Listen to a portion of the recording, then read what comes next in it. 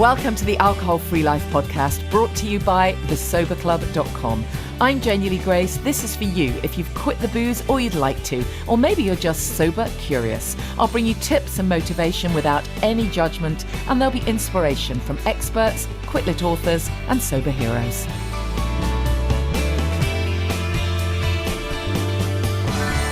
Welcome to the podcast. I hope you're well, and finally, sunshine. Oh my goodness, doesn't it make a difference?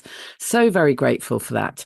It's been a super busy week, but a really great week for me. We have finished up. It's a wrap on our sober coach training, the last cohort that did the training at the end, right at the very end of January, and just some fantastic people on that training. It really has been a joy to work with these groups. It's just great having more people who are out there raising awareness of the fact that it's, life is just so much better without the booze. And so, really proud to have launched a new bunch of sober coaches, some of them ready to go straight away on my Find a Coach directory. Don't forget that lives at thesoberclub.com, and some not quite ready to start yet, but these skills are there forever. So it's been really great working with this group. If that's something you're interested in, as you know where to find me. We also had a webinar last week. Great to connect with people there. I always get people on the webinar sessions to jot down in the chat some of the things that they love about sobriety, or things that have changed for them since they quit alcohol. And I should really save them all and write a little book, because it's just so magical, the things people write. If you're early days, if you come into this podcast and you haven't quit the booze yet and you're just kind of thinking about it, you're just sober curious, that's the kind of thing you need to fill your head with, is just real people just telling you about all these incredible things that have changed. Not always massive stuff. Sometimes it's seemingly small stuff, but it all adds up. When people just write in the chat that they feel like a different person, that they actually respect themselves now, that they've gone on to do things they never dreamt they would, that they've got so much greater sense of calm, that they know they're better parent, partner, whatever, that they've got so much more clarity, so much more energy and enthusiasm, that the word joy comes up. It's just great. It really is. It really does make you pleased that you're part of this world, this scene. It's really fantastic. So it's been a week focusing on sober coach training for me. And also, of course, mentioning the word joy, the lovely Catherine Gray is going to be my guest at the very special event that we have coming up on Wednesday, 1st of April. Catherine, of course, the author of the book that literally changed so many lives, The Unexpected Joy of Being Sober, and her other books, and of course her new one, Little Addictions, which I'm really looking forward to digging into. And Catherine is going to be my guest in a special podcast recording in front of an audience, but very intimate. It's a tiny little place, so do grab your tickets, because otherwise they could be gone. And you'll get a chance to meet like-minded people, and obviously to meet myself and Catherine, and a little bit of a photo op. I know that people often say they sometimes can feel nervous about going on their own to that kind of thing. And I've mentioned before that when I did my very first sober event, I was terrified. I don't know what I was expecting, but I was really scared and just thought, oh my goodness, I don't know if I'll be accepted here. And I felt really nervous. And honestly, there's nothing to be nervous about. Please come on your own, or bring your friends. It's totally non-judgmental space. You can come with whoever you like, but if you are coming on your own, please do just drop me a message. Just message me at Janey Lee Grace, or via the Sober Club, and just let me know you're coming. I'll make sure we meet you, and I promise you're going to feel okay. So it's at Hello Love in Bloomsbury. You do need to get tickets in advance. It's 6:30 p.m. on Wednesday, 1st of April. There'll be a glass of Noughty for you, and you're going to have a fantastic time. So go to thesoberclub.com /events, and you'll find all of the information there. It'll be really great to meet some podcast listeners. Some of the coaches I've trained are coming, hopefully some Sober Club members. It would just be really amazing to have you there. So pop it in your diary, come if you can. I think it's kind of Easter holidays, isn't it? So, I know it's tricky, but yeah, if you can come, it would be just great to see you. Catherine is she's just the most gorgeous person. She's a very funny speaker as well. She'll have you laughing for sure. And usually when we get together, it's quite hard to shut us up. So you might have to rein it in somehow. So that's that. I've already mentioned the Sober Coach training. If that's of interest to you, we'll be doing another webinar. I think that might be April the 9th, actually. So keep your eye again on the soberclub.com, the events page for more information there. But you can always reach out to me if that's something of interest. And then just a reminder that you are very welcome to join the Sober Club at any time. I sometimes forget to share information about it because it's just kind of I'm in there 24/7, but I forget to tell you about it.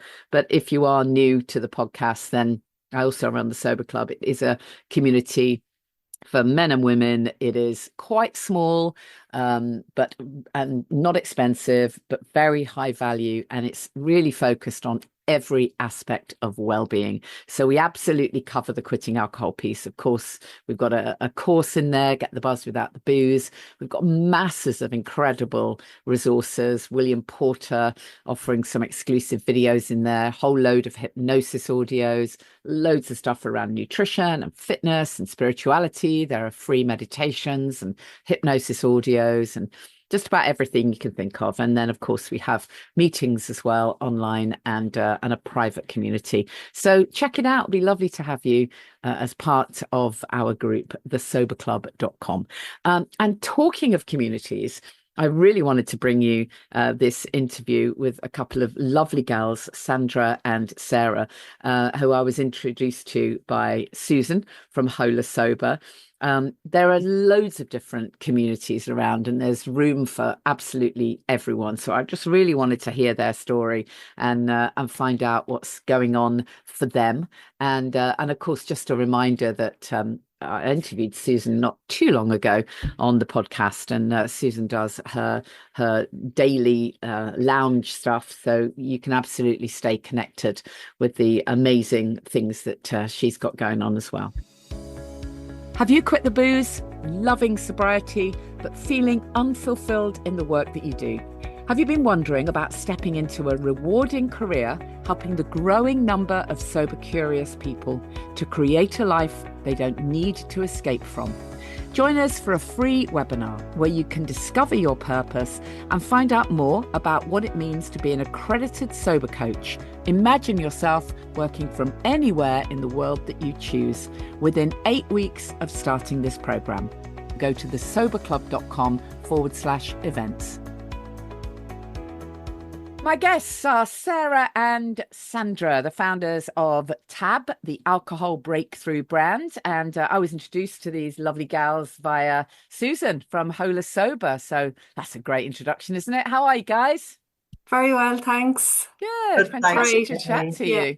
And friends of Susan. So you came up via Hola Sober, as it were. Is that right? Should we start with you, Sarah? Yeah, absolutely. Yeah, we did. So I joined Hola Sober coming up, about 3 years ago. Thoroughly loved I saw this redheaded Irish woman being interviewed somewhere, and I thought, right, yeah, I like the sound of her, and up and I became a member of Hola Sober, and then didn't look back until it closed its doors. So cool. And what about you? So, same for me. I actually found Hola Sober on one of my kitchen wine drinking evenings, and didn't really recall finding it until I started getting emails. And I had signed up for Pledge 100, which is one of the courses that Susan did. And I started that in February 2023, and I've never looked back. Yeah, brilliant. So, Sandra, just staying with you, you're originally from Ireland, but you live in Barcelona now, right? Yeah, that's right. So I'm Irish. I lived in the UK as well for 10 years. And now I live in Barcelona due to my husband is from Barcelona originally. So yeah, we live in his hometown just Nice. outside the city. It's lovely. Oh, Yeah, how lovely. Well, yeah. it's just you and me then, Sarah, in the rainy UK, although we've I got know tiny bit of sunshine, right? So you're in Manchester, Sarah. I Tell us a am. little bit about your background. Right, so I was a teacher. I've done a few bits here and there of different things, a bit of counselling, a bit of dyslexic assessments, and things like that. And I was a woman who drank. I really liked having a drink. And then something I was probably a stereotypical in some respects. Something happened. Um, and I started drinking to numb whatever happened. And Mm, I realized, just over 3 years ago, I've got to do something about this. I don't want to be this person anymore. mm, So I did. yeah. And 3 years later, I mean, I never expected to be where I am today, put it that Mm, way. yeah. There's nothing that can prepare you for that. No.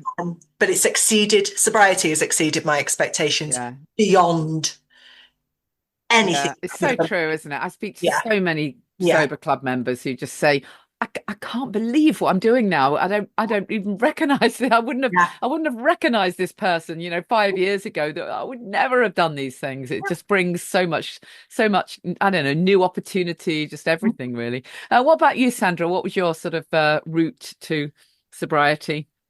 So yeah, I mean, being Irish, it was drinking was very much part of my culture, especially with my age. I'm 53, so my peer group would have been, socializing Mm, around alcohol with alcohol involved all the time. And after school, I went to university in the UK. I did nurse training, and I worked in Watford General actually for did you? nearly Wow. for nearly 10 years, and That is a boozy profession, right? it is a massively boozy profession. We work so hard and we never relate anything we see to, as it being something that may happen to us in the future, Mm, because a lot mm. of the illnesses people have are very much lifestyle related. Yeah. And yeah, I mean, I partied, I worked, and I had a great time. And it wasn't really until I was about 27, 28, I had a really bad breakup. And that's when I drank like very, very unhealthily. And I Mm, drank mm. for a reason other than to have fun with my friends. Yeah. I mean, just on that note for a moment, I don't know whether you may have heard me talk about it on another podcast, but last year I co-authored a series of books called Stress to Calm. They were aimed at different professions, if you like, Mm. and one of the books was called Stress to Calm for Nurses. And I've shared this on the podcast before, so people may well have heard me say it. But to do the research for the book, we sent out a questionnaire, if you like, a survey to nurses, lots of nurses, completely across the board, different types of hospitals, Mm. different stages, and they were able to answer anonymously Mm. about stress. Oh God, I could not have been prepared for what I read. Yeah. It absolutely shocked me to the core. Of course, I was expecting them to say they were stressed. It's a stressful job, right? But God, I could not believe what I Mm. read in those surveys. It was off the scale, the Yeah. levels of stress and the levels of drinking that they were admitting to.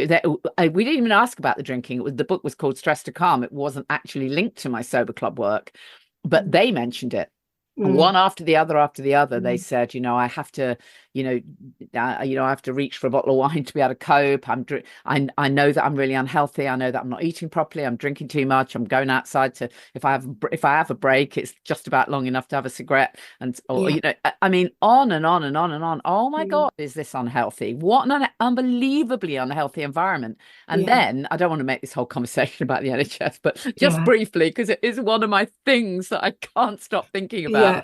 I train people to be sober coaches, and a couple of the coaches who trained with me happened to work within different sectors of the NHS. So we made a decision together that we were going to approach the NHS, one of the trusts that one of the sober coaches worked for, to offer free sessions, free awareness sessions for nurses or for the medical professionals, didn't really matter, around just them being sober curious, around just that awareness, right? I mean, it was a lovely offer we put together. And literally what came back was, oh, we'll pass it to the drugs and alcohol team. Like, no, we're not. A, we're not talking about patients. B, we're not talking about when the horse has already goddamn bolted. We're talking about your stress levels and your levels of drinking. Let's talk about that. And then the next thing that came back was, oh, well, it's the NHS's 75th birthday. So we'll all be raising. We'll be celebrating. Cannot make this shit up. Really, seriously. And that was as far as it went. Right now, what's going on? Honestly, what's going on? It's quite heartbreaking, actually. It really is. And I think, I think it was a brilliant incentive, and it's definitely needed. But I can see the thinking, they love their departments and sending people elsewhere. Do you know what I mean? It's kind of how it works on a referral basis, Totally. But it is. I mean, and the thing is, Janey, I mean, in my day, I trained in the 90s, and in Watford General, there was a social club on the grounds of the hospital, and we would leave the wards and we would go there every single night. Yeah. God, so much has got to change, hasn't it? So much. So Sarah, tell us about how the idea came about for you guys to create another space for women. Right. Well, we mentioned Susan earlier, Susan Christina, and I had trained with CCAR as an RCP, so that's a recovery coach professional, and I'd got that, and I was going to go into coaching women who want to stop drinking. Anyway, this conversation happened between Susan and I, and she had decided to stop Ola Sober, and there was an opportunity there and we talked about it, so I thought, well, I didn't want to continue Ola Sober without Susan, because Janey, you know Susan. Yeah, absolutely. She's not replaceable, is she? No, she's not replaceable. And she is Ola Sober. If I think of Ola Sober, I think of Susan, that. So I asked Sandra, and I said, how do you feel about, well, I'm going to go on with this coaching. But how about setting up a little community? We'll do something. I've put a course together. I've got a course in mind.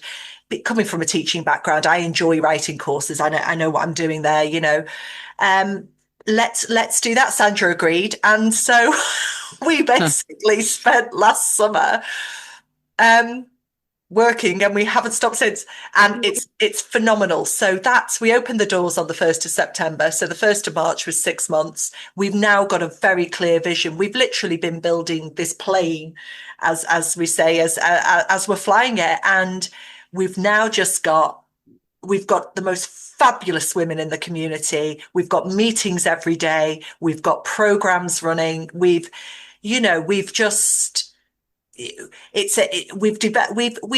curated, I think, a safe place to land for women who want to stop drinking. And we didn't know that at the outset, that this is what it would be. It was just literally a safe place for women from Ola Sober to land, but it's grown, and it's taken on a life of its own in a way, which is phenomenal. And we're just going with it, and it's a privilege to do it, to be honest. We're enjoying every minute. It's hard work. Work, but we're enjoying every minute. So that's how it started, really. One conversation. There's such a need for it, isn't there, Sandra? Because both of you. I mean, I think women, as we've all, we've all been through this. That thing of thinking we're the only ones. I think that's one of the things that happens first. You always think you're the only one.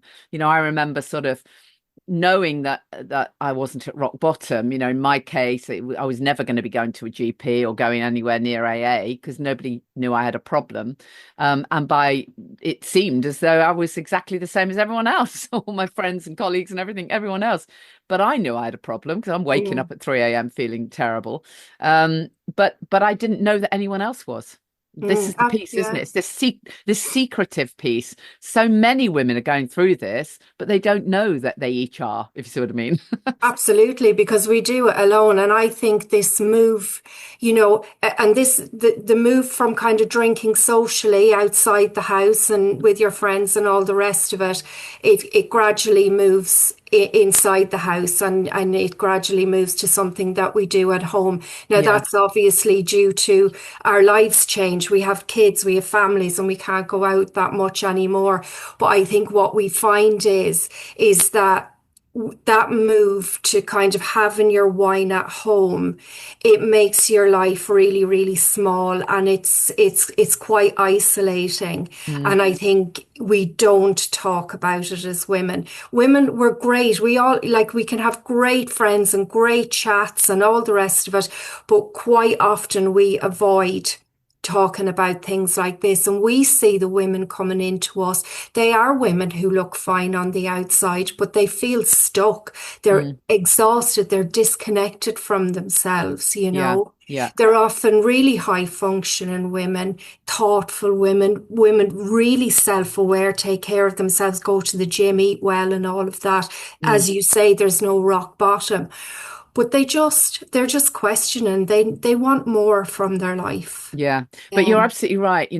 One of the reasons I think we don't talk about it is that sense of shame. And there's such a sense of shame and guilt around, because we see it as that there's something wrong with us. And this is I think a very interesting piece where women are they're, as you say, they're high functioning, they're probably very successful, they're holding everything together. Typically we've been through a lot of stuff. We've been able to get the job, look after the kids, do whatever's needed, solve problems. We're typically good at all that stuff. We've probably been on a diet or two. We've probably been able to reinvent ourselves, a whole bunch of things that we kind of tend to think of ourselves as being capable. And then suddenly there's this thing that we can't seem to crack. And it's really, it feels, for most of us, certainly for me, it literally sort of went in as, oh, there's something wrong with you. There's something really wrong with you. And the perception is that everyone else is just fine. Happy social drinkers, no problem. But there's something wrong with me. Because seriously, even though I thought I was fairly successful at doing something, I thought if I made a decision, I'll just stop drinking. It would be super easy. But it absolutely was not. So, what it's interesting, isn't it? This sort of shame. But, Sarah, of course, Susan, all the time, one of the lines she says all the time is, it's not about you. You became addicted to an addictive substance, right? Absolutely. And I love the end bit on that, Janey. And it's Laura McCowan's words, it's not my fault, but it's my responsibility. Exactly. Yeah. And when you can get to that point, that changes everything. Yeah. You can leave the shame behind you. You can Exactly. move forward. What we do at Tab, we move forward. Yeah. We're not here to pretend we're going to make you into a wonderful, wonderful person. Your life is going to be all flowers and roses and posies and all of that. It ain't.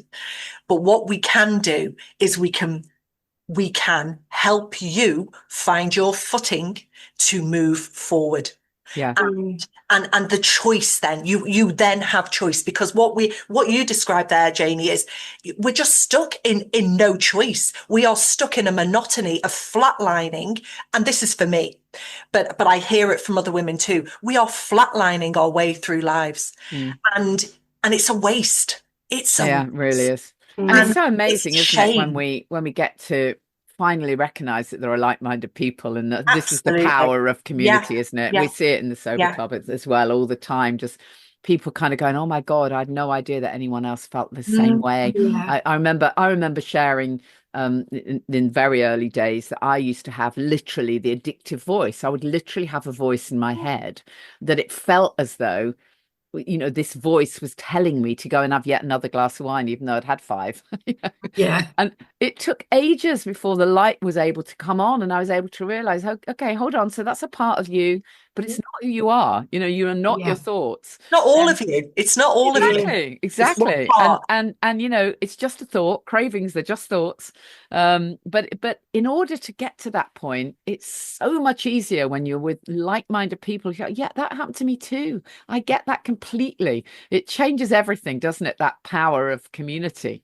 It really does, because it kind of normalizes your experience. Because as you say, you do feel you're the only one. And particularly if you're a woman at home and you're drinking in your kitchen, you are already isolated. Yeah. So I think community really normalizes the experience for you. It creates like accountability. It creates belonging. Yeah, totally. And I think that is so important, talking about in Ireland, I know you don't live there anymore, and I know this is generalizing hugely, but but is it getting better in inverted commas? Do you think that there is much more awareness now in Ireland for women who are, sober curious, or they're quitting the booze, or is it still just as tricky? The reason I ask is because I had a client some years ago who was from an Irish family, and she lived in the UK, but she was going back to Ireland. And her biggest fear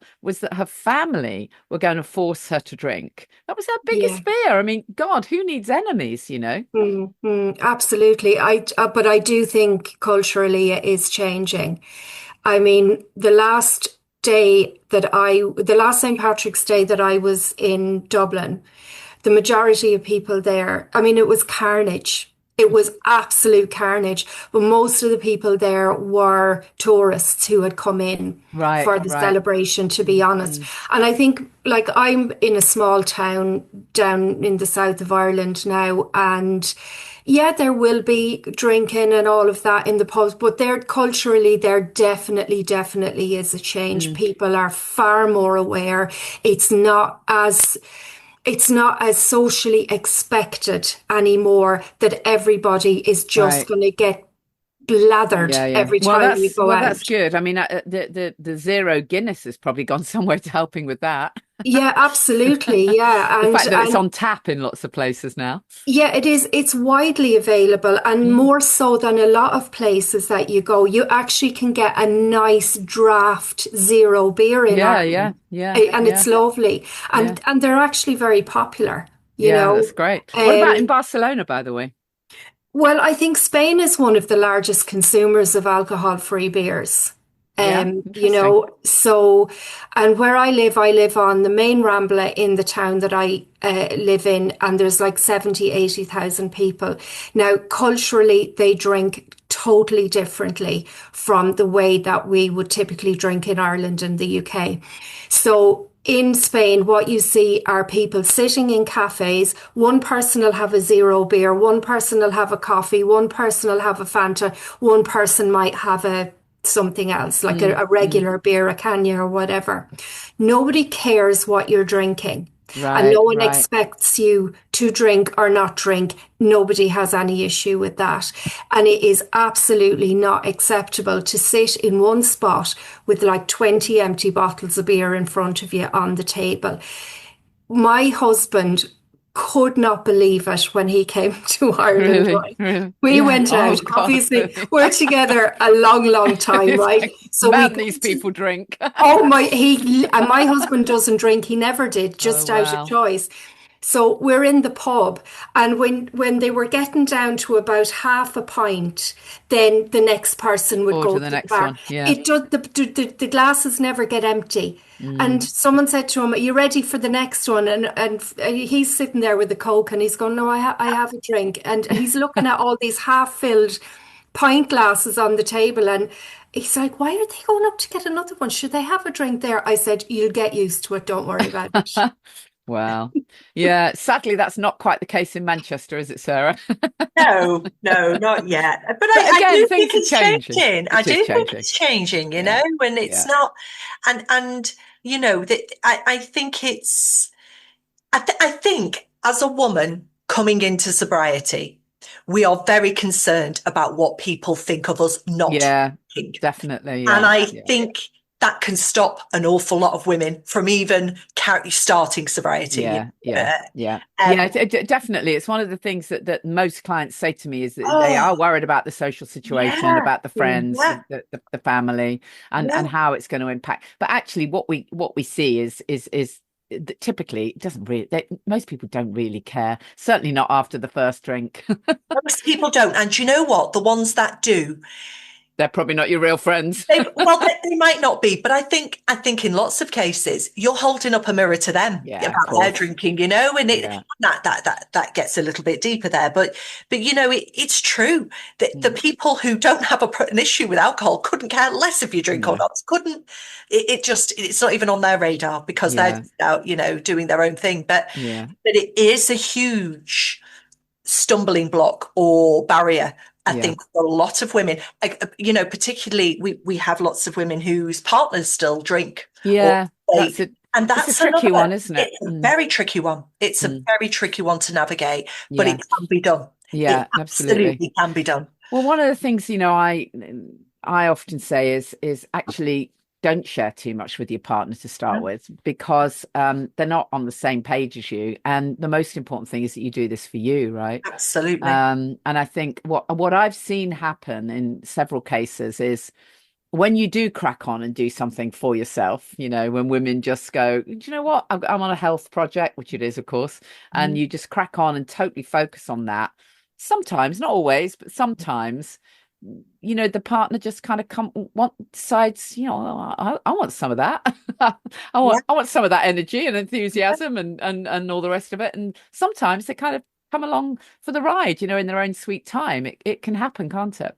I think so. And that's sort of what happened with me. I mean, I was on a women's empowerment course, by the way, to begin with, because I wasn't going to say anything to anyone. Yeah. And that worked for me. Yeah. And we have this big thing about honesty. At TAB, we talk about abstinence, honesty, and acceptance. Yeah. The honesty part is really, really, really important. And that's the aha of what we're doing.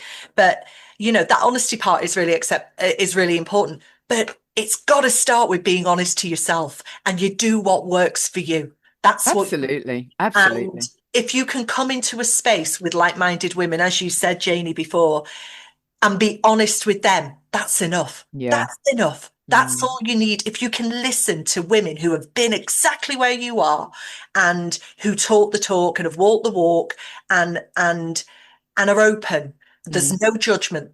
The shame can be left at the door, and totally. You can move forward. It's that getting stuck each time we try to do something, and we have women, who have tried this on their own, and that is and there are lots of women out there who have given up alcohol on their own, and they are flying, they're thriving.